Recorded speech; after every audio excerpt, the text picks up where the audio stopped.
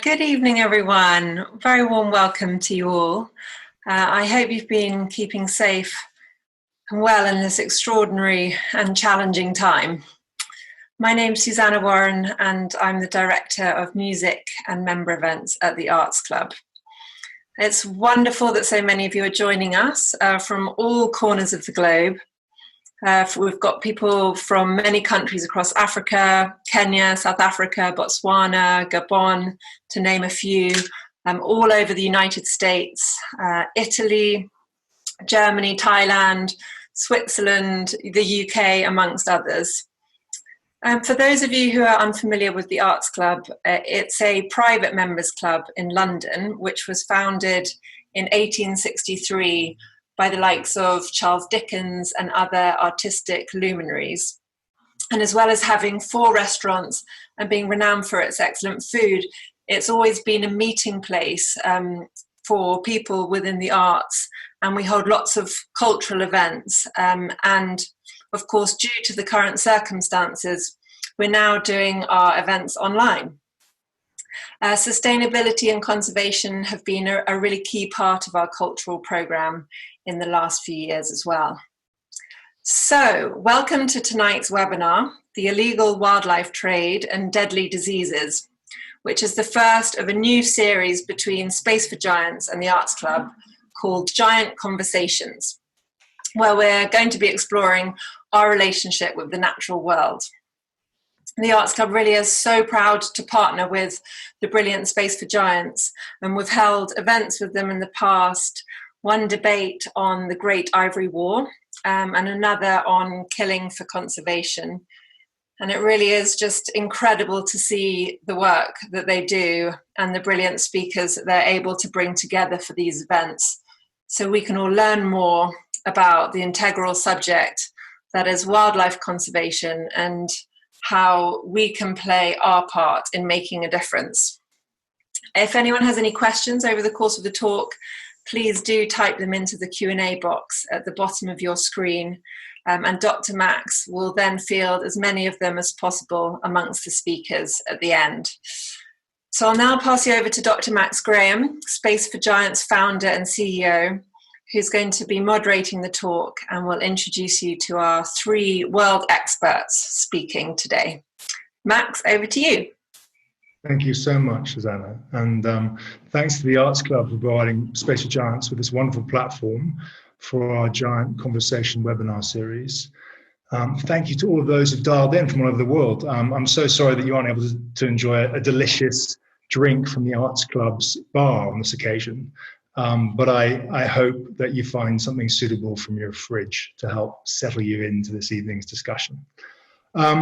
Ladies and gentlemen, we've developed this discussion series to delve deeper into the ultimate underlying cause of the current COVID-19 crisis and what might be done to prevent the next pandemic. Whilst many of you will know that the probable cause of COVID-19 was someone eating a bat or pangolin in a wet market in Wuhan city in China, I think that perhaps what you might not know is that the trade in wildlife and their parts has been a known potential source of a global pandemic for many years. As natural ecosystems are further fragmented by the actions of people, and as they are penetrated by commercial hunters who are now equipped with modern firearms and cell phones, looking to trade wild animals into large and growing local and international markets, the risk of zoonotic viruses jumping across the species divide into Homo sapiens is increasing.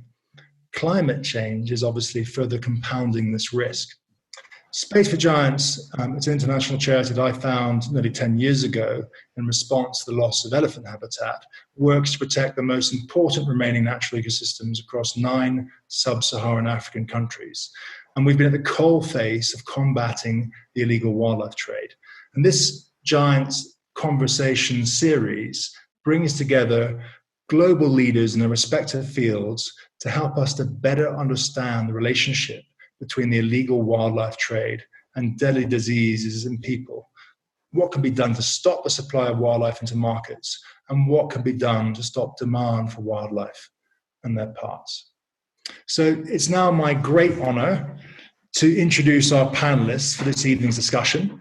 To start with Dr. Gladys Kalema, who's an award-winning Ugandan wildlife veterinarian. She's a conservationist, an epidemiologist, and she's famed for her pioneering work in promoting coexistence between mountain gorillas and people through her organization, which is called Conservation Through Public Health. The last time I saw Gladys, we were both wearing face masks among a troop of mountain gorillas in Bwindi Impenetrable National Forest. Great to have you join us, Gladys. Also with us today is Professor Lee White.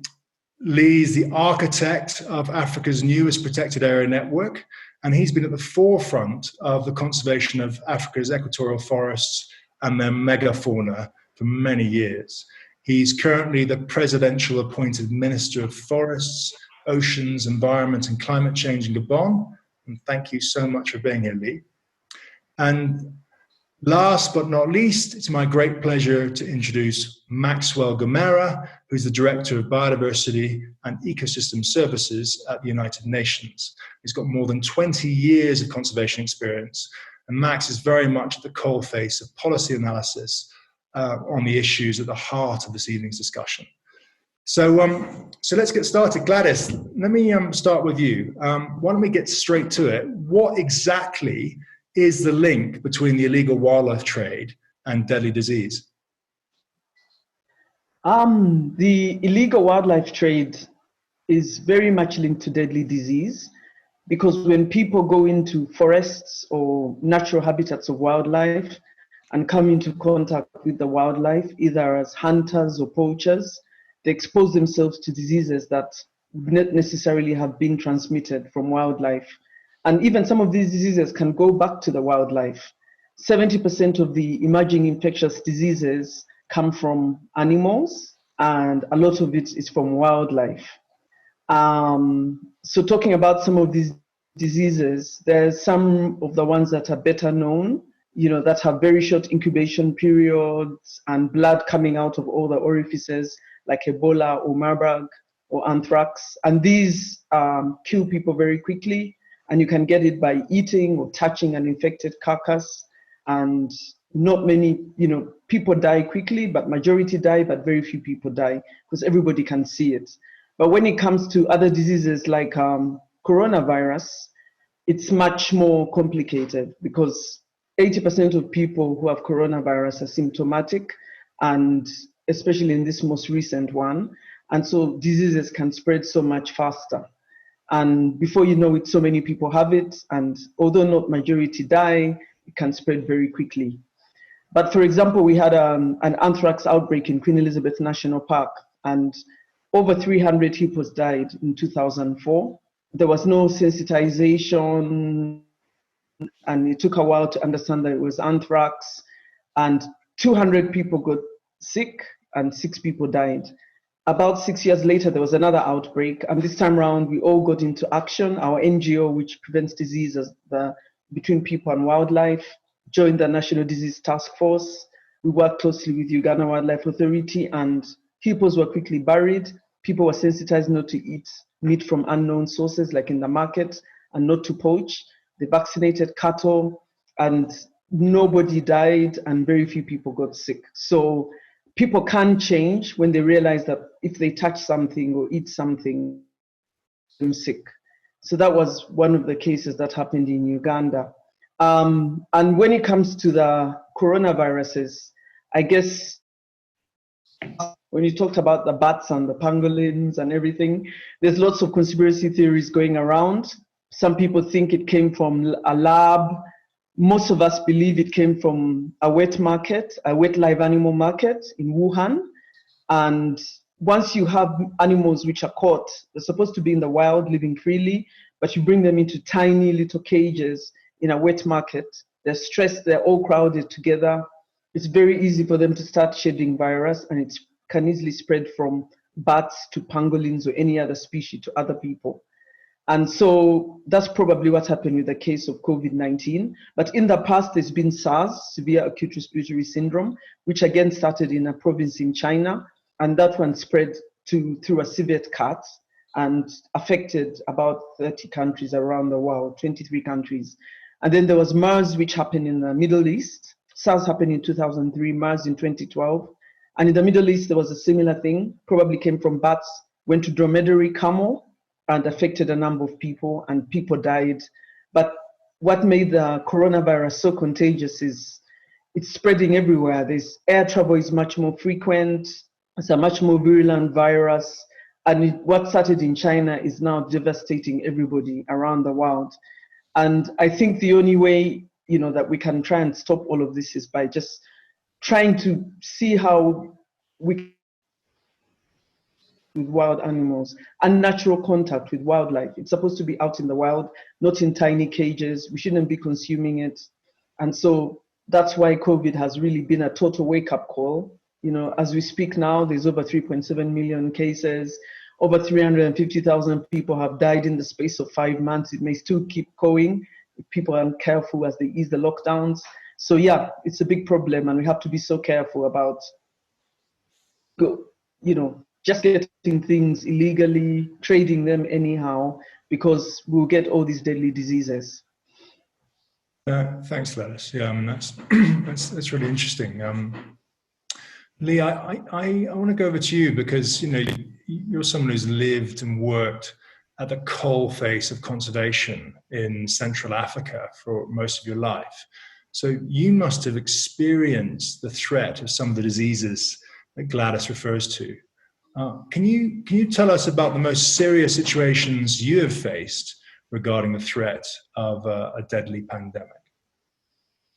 I'm thinking back to my days as a field worker. Now I'm a bureaucrat. But when I was a field scientist, I remember fondly every time we would meet up with our fellow field biologists, we'd usually spend the first 10 minutes exchanging on what diseases we'd had since we last saw each other. The African rainforest is biodiverse, and that biodiversity extends to disease. And I think I spent a lot of my life, about 20 years ago, training people around Central Africa. And the training courses we did in the biodiversity hotspots were the training courses where everybody got sick. So there is that very clear link between biodiversity and disease. I'm going to give you two answers to that question. One, a kind of a more spectacular Hollywood type answer, and another one, a sort of pragmatic answer that kind of gives some perspective to COVID, I think. And I'll start with that one. The most fearful encounter I've had, and I've had it many, many, many, many times, is with a mosquito. Because 1,200 people die in Africa every single day of malaria. And so all this fuss we're making about COVID-19, obviously it's a crisis and so on and so forth, but through this entire crisis, I've not heard a single person mention the word malaria. We've lost 14 people in Africa to COVID, in Gabon to COVID-19. But since COVID started in Gabon, we've probably lost 400 people to malaria. So there is a kind of I think that's an interesting perspective. In Gabon, we had the Hollywood disease. We had Ebola in the 90s and early 2000s. And I did one day get a call from my field assistants that they'd found a dead chimpanzee out in the forest. And I was working in Gabon, in Lope, in central Gabon. And I was equipped, so I put on my kind of Dustin Hoffman type space suit and went off to sample the chimp because we knew of Ebola about 50 kilometers away at that point. And I found this poor chimpanzee lying underneath its nest, lying on its stomach, no sign of diarrhea or blood or anything, no sign of blood pouring out of its eyeballs or anything. But I did my sample, and I gradually convinced myself it wasn't Ebola. It looked like it was a female who had a problem in childbirth. It looked like there was sort of afterbirth coming out the back. And I finally decided to turn this animal over to get a better look, happily still wearing my suit. And as I turned it over, it proved, and it's very visible in chimpanzees, it definitely wasn't a female. It was a gentleman, and its intestines were sort of coming out of its anus. And that chimp did then prove, of course, to be Ebola positive. And fortunately, we only lost about 50 people in that outbreak. And the outbreak started in humans because a hunter found a dead gorilla in the forest and took the dead gorilla back to his village, and his entire family died. But we did lose about 15,000 gorillas in northeast Gabon to that Ebola outbreak. And so often these diseases are much more deadly for the wildlife than they are for humans. So take your pick, mosquitoes or Ebola? Yeah, that is a very interesting perspective, and I have heard people talking about malaria to give context to the current virus, and it's very useful to hear it from you in the Gabonese context. Max, United Nations Environment, I noticed that they recently commented that based on data from the last century, new coronaviruses are emerging more and more frequently. Why do you think this is? Well, thank you, Max, and also very nice to hear from Gladys and Lee. That's a very heartbreaking picture that you painted there with some people dying. It just points to the fact that because we don't know enough about COVID-19, it is freaking everybody out, and I think it's right that people are taking the measures that they're taking. Now, with regards to the report that you mentioned, Max, what is believed to have grown in recent decades is not so much the number of coronaviruses, but the number of documented infectious disease outbreaks, both vector-borne and directly transmitted diseases. Now, the links between the current coronavirus and environment are still under investigation, but our experience with other zoonotic diseases, such as Ebola that Lee was talking about, are very informative and perhaps pertinent to the question that you're asking. We know, as Gladys has said, that for years we've known that about 60% of known infectious diseases And up to 75% of new or emerging diseases are of zoonotic origin. We also know that the increases that you're talking about are driven by a variety of factors, some of which involve changes in our ecological system, while others involve changes in our social systems. Insofar as ecological systems are concerned, we've seen massive increases in biodiversity loss as a result of land use change. And this has been driven by agricultural and infrastructural expansion, as well as urbanization. And climate change has been, another variable, which has accelerated the changes that we are seeing in our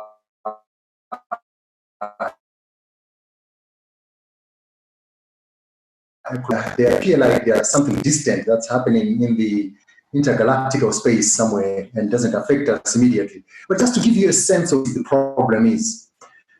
Forest ecosystems today, we know that they are under intense pressure from rising population and hunger for more land and resources. And globally, we are clearing about 7 million hectares of tropical forest every year. That's the size of Ireland or Sierra Leone. And it's often to make space for agricultural commodities such as palm oil and beef. And we've also seen reports suggesting that deforestation has jumped 55% in the first 4 months of 2020 compared to the same period last year. And this is presumably because people are taking advantage of the crisis to carry out illegal clearances. Now, why does this matter to zoonotic disease transmission? Well, increased conversion of and fragmentation of natural habitats brings people into dangerous contact with disease vectors such as mosquitoes that Lee was talking about and ticks. Now, regarding the changes in our social system, and these are very, very important, increasing population densities, movement of people, and the choices that we are making about the foods that we eat and how we produce them are also bringing us into dangerous contact with disease-causing pathogens. So it's not only news of outbreaks that's traveling fast these days. Our increasingly large population and increasing concentration of people through urbanization is also facilitating rapid spread of diseases and outbreaks once they happen.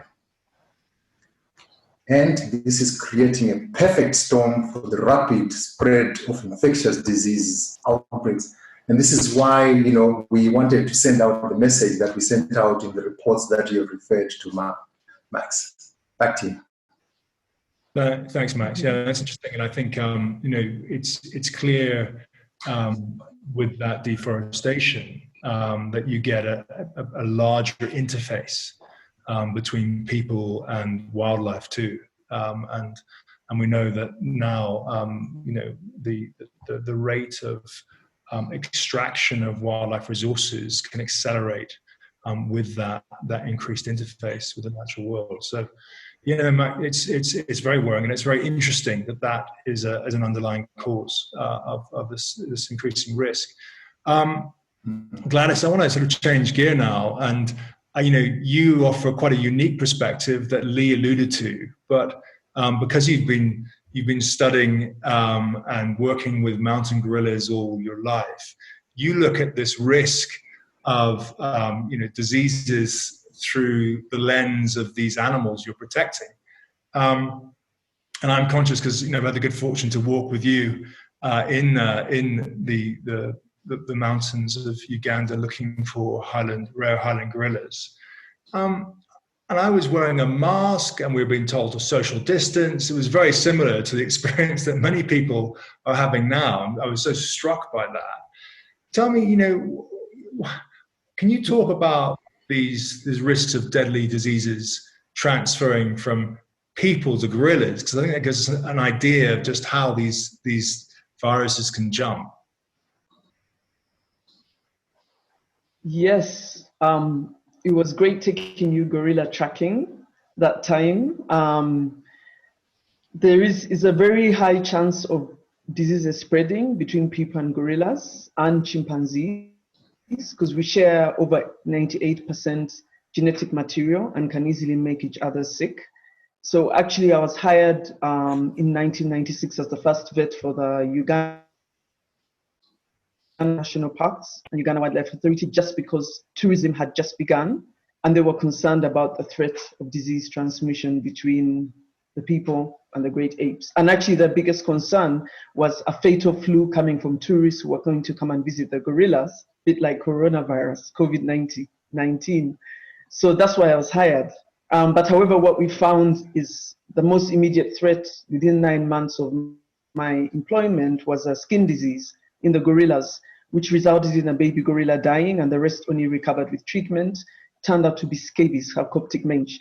Gorillas got it when they went outside the park to eat people's banana plants, which they like to do, because once they lost their fear for people through habituation, they started to range in places that they never used to range in the recent past, but probably were part of their former range.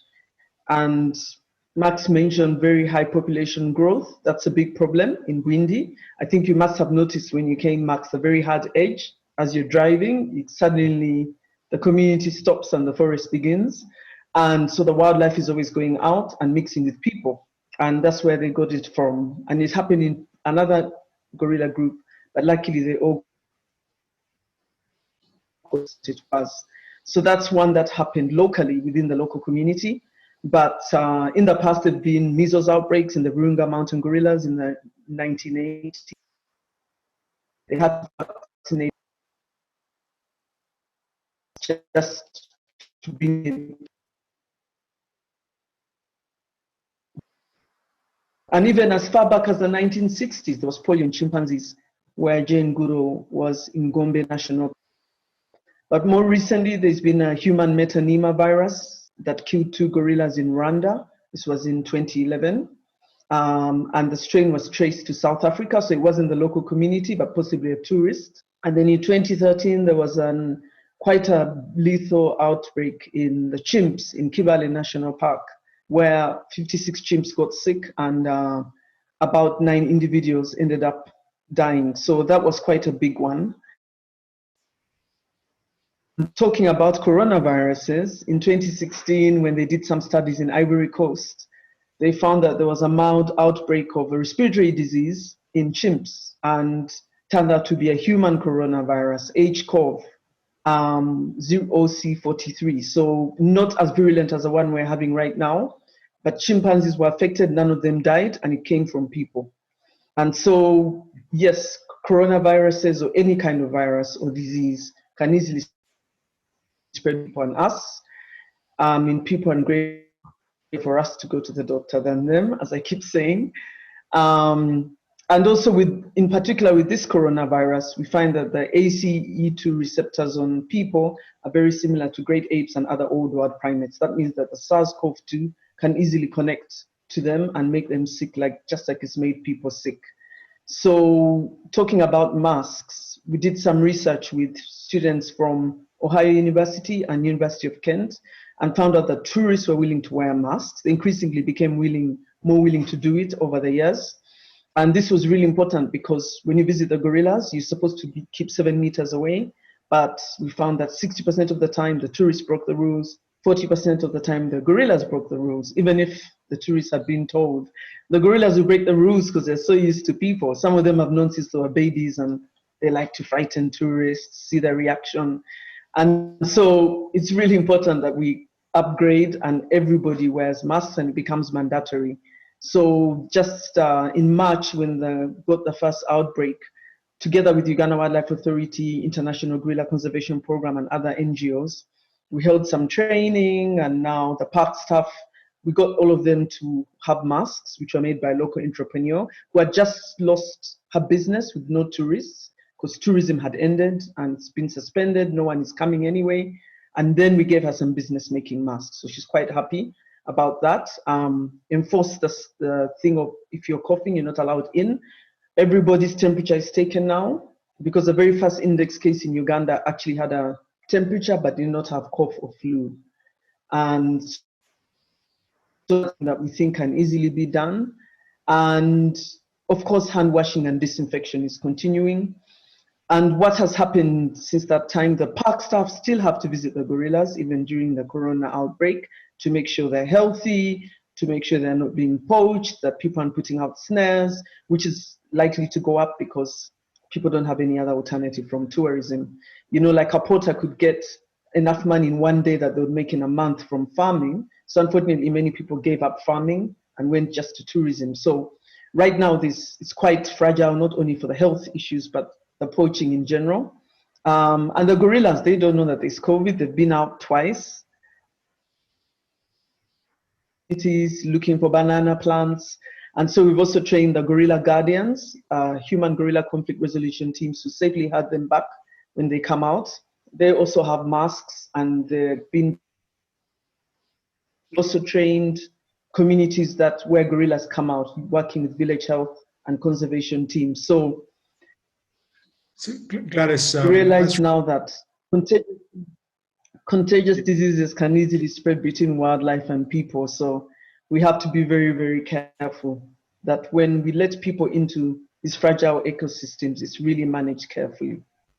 Yeah, that's really interesting, and I think I think that just the fact that you and your teams and your colleagues and partners have to be so cautious when you're approaching gorillas, I think gives us an indication of just how contagious these diseases can be between species. It's fascinating. It's a unique insight. Thanks, Gladys.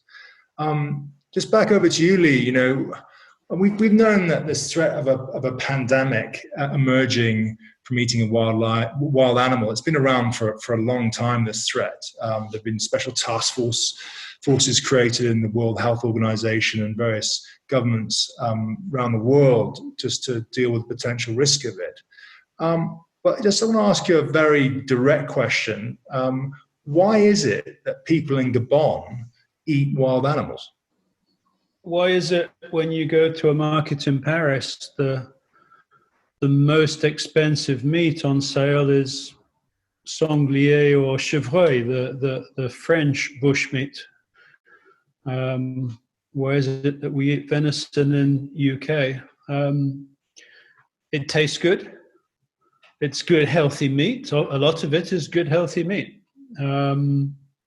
It's not full of antibiotics and growth hormones and so on. It's in lots of Africa, rural Africa, it's a common resource. It's a free resource, so people that don't have much money can go out and collect this meat. It's a tradition. So there are many reasons why people eat wild meat. I think I've actually not seen many really good studies of the kind of the health implications of that wild meat. You see lots of studies of diseases in living animals in the forest, and you see lots of studies of obviously human health. I don't think we've really done a good job yet at looking at the crossover and to what extent. I think probably there's a bigger risk when it's live animals being sold than dead animals, because obviously when the animal's dead, the virus or bacteria start to die. I think what we really need to be looking at is advising people as to whether or not some wild animals are safer to eat than others, and obviously if we're a conservationist, also are there some animals that one can harvest more sustainably than others. So nobody's going to suggest you eat gorillas, partly because gorillas are so closely related to humans that we share so many more diseases with gorillas than we do with white-tailed deer or red deer. Partly because gorillas are rare and have long kind of interbirth intervals and so on. So it's impossible to harvest gorilla sustainably if you wanted to do that. So I think what we need to be looking at is advising people probably not to eat primates, because primates are so close to humans, probably not to eat small carnivores, and we might even include things like insectivores in that, because if you're eating animals that eat animals, then obviously the chances of them contacting something with a disease that we can contract is higher. We would probably advise people not to eat bats. I think bats might be the number one. But then let's think, if you look at the statistics of COVID-19 across equatorial Africa, it is everywhere, but it's not exploded in any of our countries.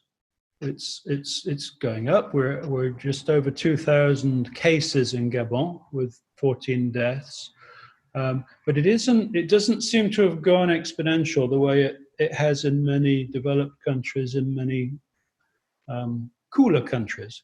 Now, is that a kind of hot, humid thing, and the fact that the virus doesn't do quite so well in hot, humid conditions? Or is it, I'm thinking, we did a study, we have a study that's going to be published this week, I think, in the African Journal of Ecology, where we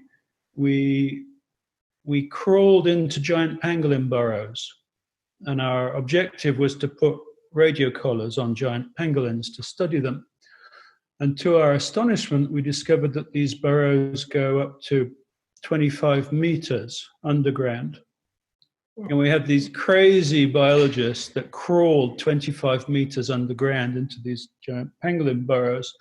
In one case, they met a python that had made its nest in the burrow. And as they crawled down through these burrows, they were crawling through bat guano, because the bats actually live in these burrows. And we found 3 species of bat living in the giant pangolin burrows. And there are many papers showing that there's a lot of coronaviruses in bats in Gabon and the rest of Africa. We have this bat-pangolin link. I do wonder if across Central Africa there isn't a bit more immunity to coronavirus than there is in the rest of the world, because we eat wild meat and because we're exposed to these coronaviruses more frequently than Europeans or Americans are. I'd be interested to see what Gladys thinks about that idea, because I'm a bit confused as a scientist as to why the disease really hasn't taken off in Central Africa the way it has elsewhere. It's a good point, Lee. It's a really interesting point. But I think, nonetheless, I suppose it's still early days, and hopefully, you're right. And if you are right, that is going to be debated for many years to come. In the interim, obviously, we're concerned about this challenge around controlling the illegal wildlife trade, and particularly these sorts of markets, that these so-called wet markets, that have led to the emergence of COVID-19 and possibly many other viruses. Max, with your role, wearing your UN hat and being part of a big international organisation that's concerned about this, why do you think that the illegal wildlife trade, especially these wet markets, haven't been completely closed down? I think we need to be clear. Illegal trade in wildlife is abhorrent and must be stopped.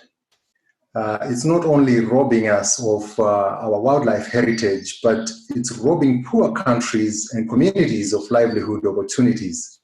And just to give you a sense of what's happening to our natural heritage, since the 70s, well over half of all mammals, amphibians, reptiles, birds, have disappeared from our planet.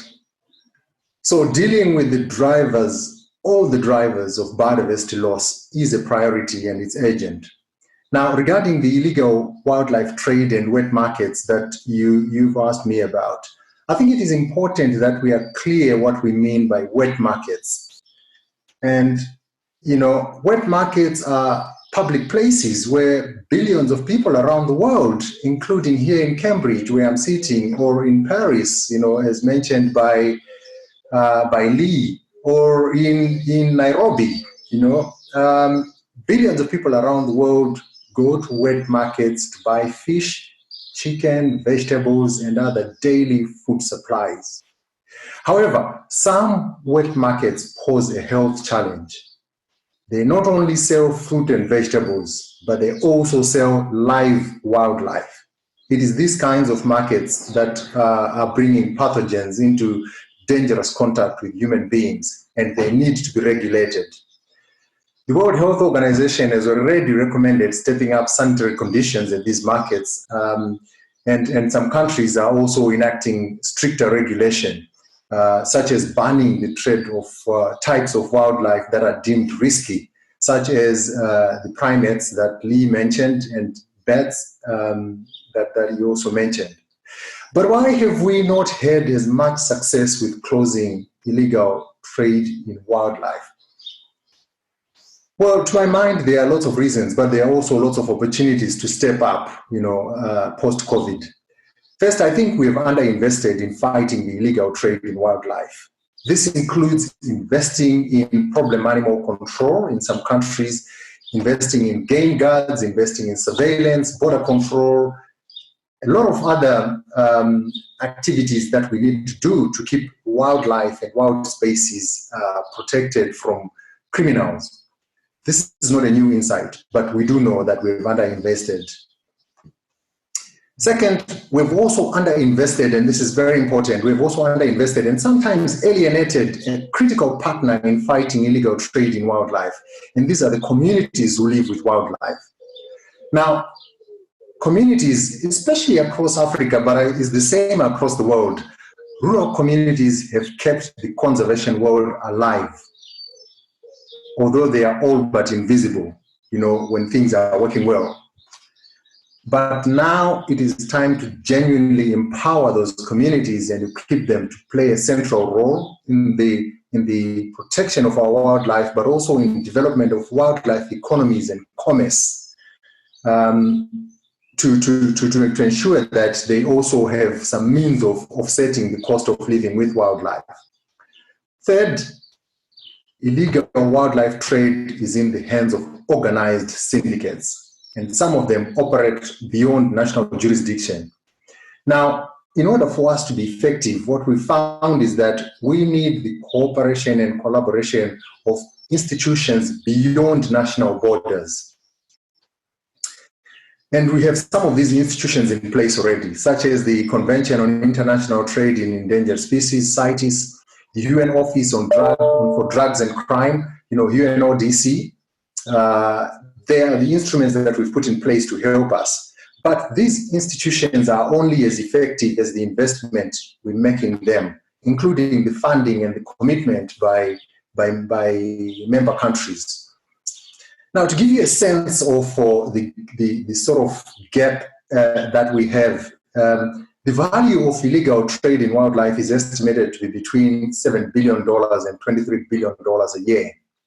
Yet the budgets for the major international instruments that we rely upon to fight it are several levels of magnitude less than those of London Metropolitan Police. So here you are, you have a global problem, that is driving international crime and national crime, but we are underinvesting in the institutions that can help us to combat that global crime. So I think that once we improve on these factors post-COVID, we should be able to make a dent on reducing illegal trade in wildlife.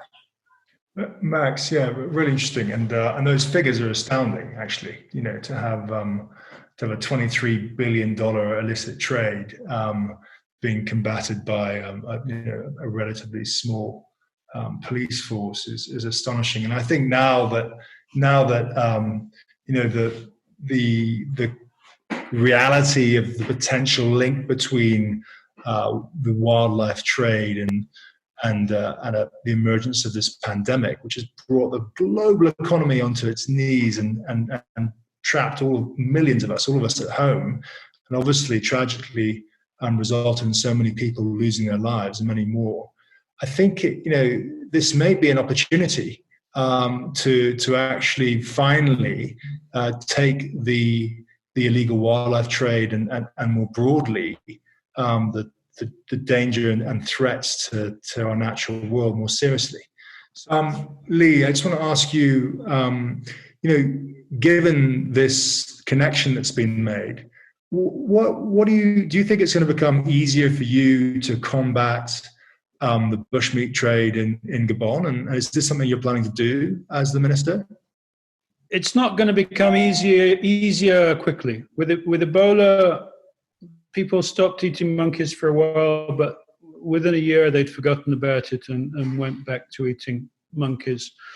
A lot of rural people in Gabon and other parts of Africa don't really understand the biology of disease. Diseases are often kind of associated with mysticism or witchcraft or whatever. And so there might be a short-lived sensibility to bats, pangolins, whatever, but I don't think that will last. It doesn't mean as a government we don't put laws in place. So when we had the Ebola outbreak, we banned the consumption of primates, and that is still the case in Gabon. It's not legal to hunt primates, to eat them, to trade in primates. We already adopted a law to stop any consumption of bats and pangolins until we better understand the link between COVID-19 and those species. So as a government, we are implementing laws and implementing sort of educational programs, and I guess taking decisions for the public that, as I said earlier, bats, small carnivores, primates are species that one shouldn't trade, but maybe small antelopes are just as the white-tailed deer in the US or the red deer in Scotland or the chevreuil in France are, whilst we can catch anthrax from them, there aren't so many diseases that jump between ungulates and human beings. And so we're trying to combine approaches of adopting laws that make sense and educating people as much as we can. At the same time, trying to identify the species that is safer to consume, and trying to educate people about the rules of sensible rules of how to consume wildlife, such that you minimize your chances of catching a disease from it. I mean, that's interesting. So we're not going to see anything dramatic potentially happening in Gabon, but maybe a more sensible approach to try to really working out which animals present the greatest threat, and trying to sort of bring down contact with those animals and risks around them. And that's interesting. I just got some great questions from the audience here, building on this theme. And one specifically for you, Max Gomera. Just it's from Sarah Morrison. We've seen China temporarily close its wildlife trade as a result of COVID-19, and other nations are considering it. Do you think we need a new international protocol to govern the wildlife trade as a whole? Obviously, as viruses don't discriminate between legal and illegal markets. And what role do you think the UN might play in this, if so? So let me make sure I got the question right. Do we need a new international protocol to deal with wildlife trade? Yeah, all wildlife trade, not just illegal and legal, because obviously the diseases don't discriminate as to whether or not it's a legal animal or an illegal animal. Yeah.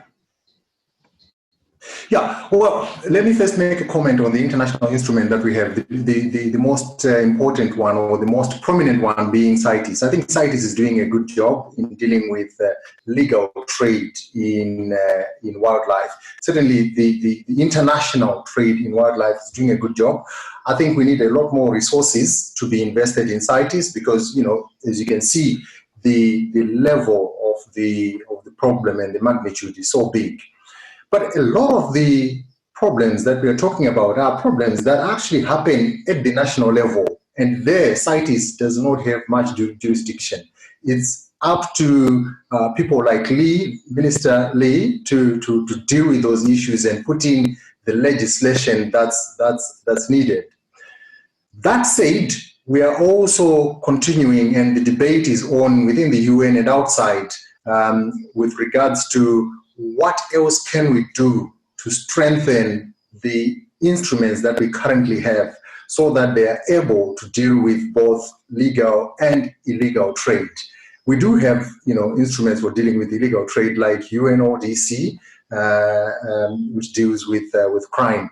But we are looking into how can we strengthen them further to be able to deal with transnational movement of illegal contraband.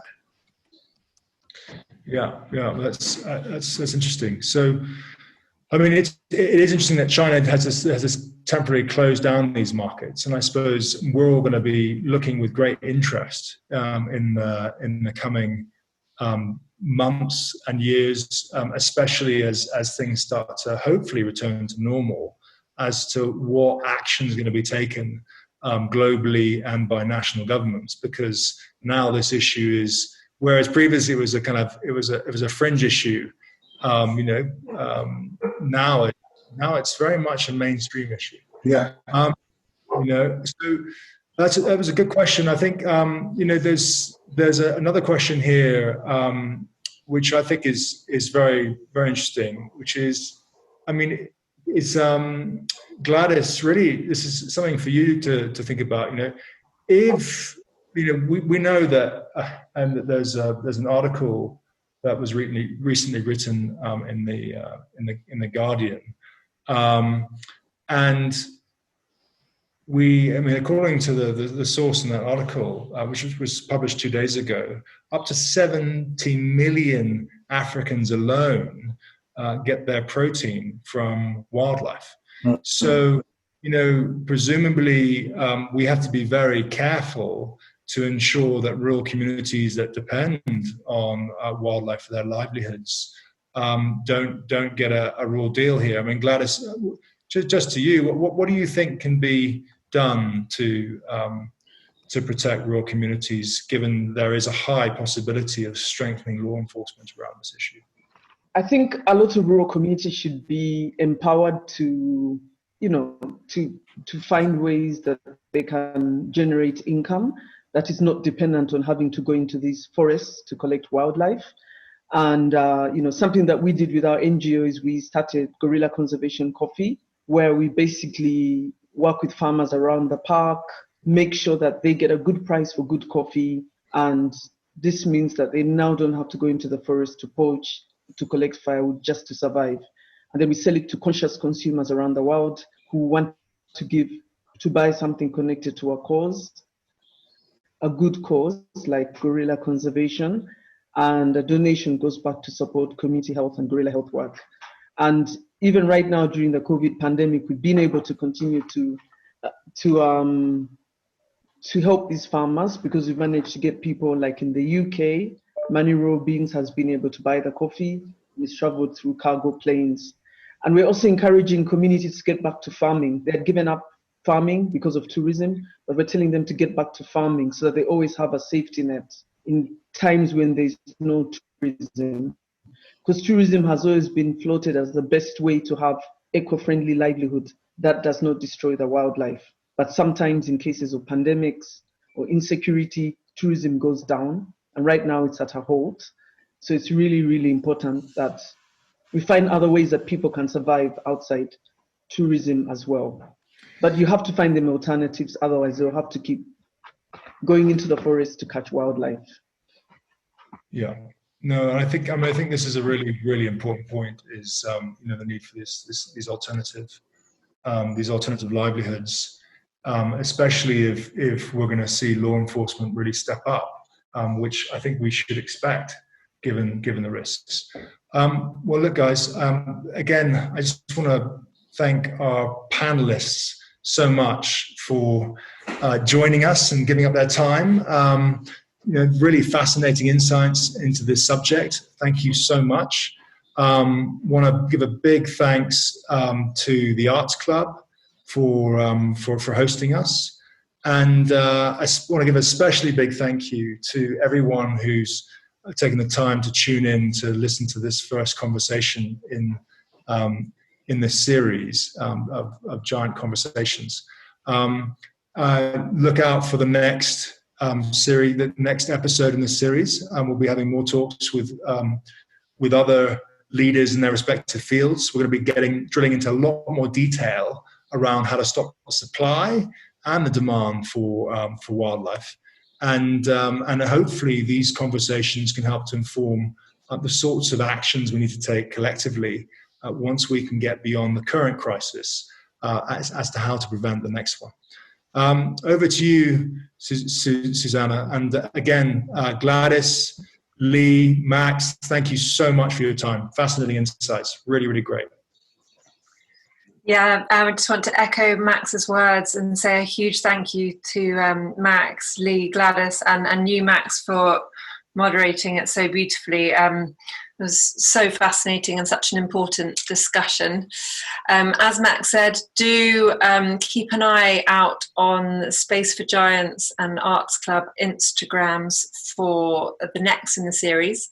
If you don't already follow us, it's at _arts_club and at Space for Giants.